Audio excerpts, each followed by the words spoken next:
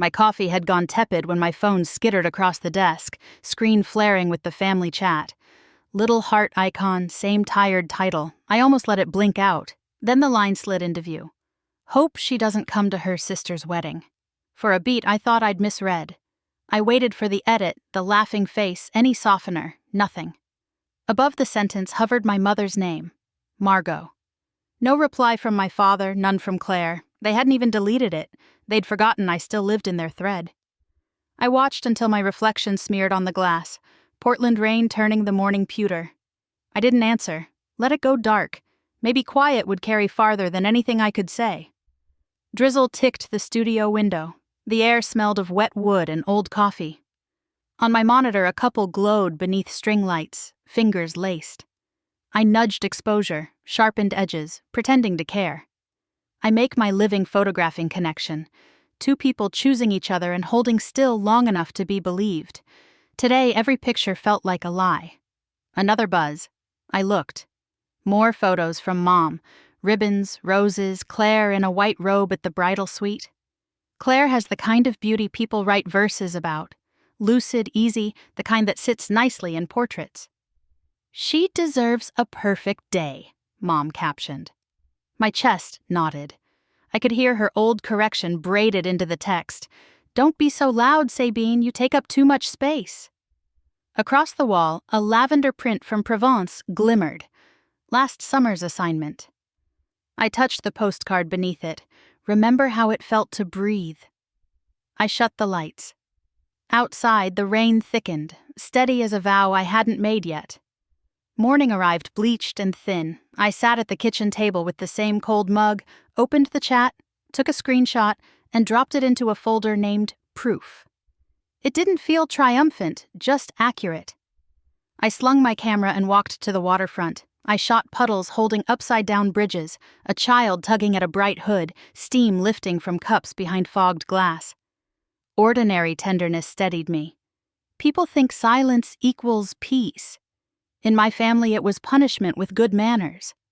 My phone rattled. From Dad, call your mother, no period. A recording of every year. I pocketed it and kept walking. Back in the studio, I scrolled through wet streets and small mercies until my phone lit again. Rowan.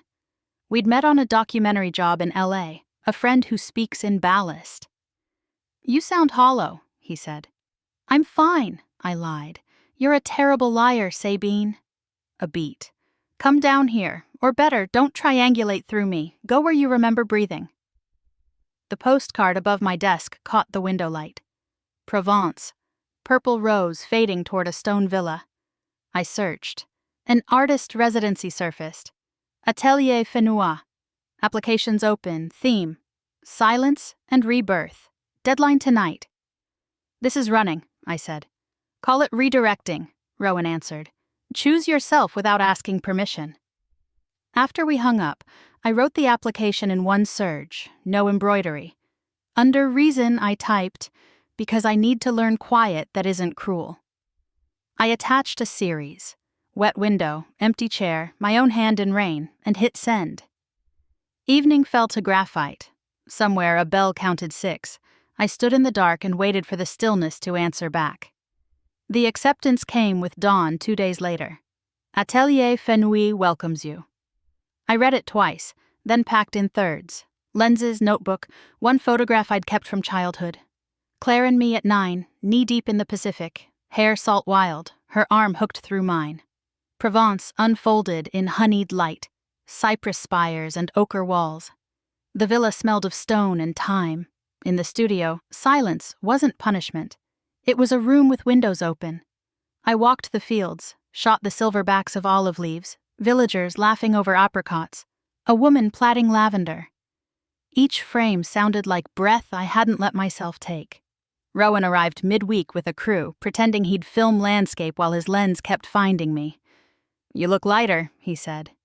I am, I answered, surprised to hear it. The residency announced a courtyard show for May 21st. The date landed in my ribs like a dropped coin. Claire's wedding day. For a minute, I stood in the collision of both lives. Finally, I chose. I printed a quiet sequence I called Proof of Quiet, Rain Beating Glass, a Chair Holding Sun, my palm open.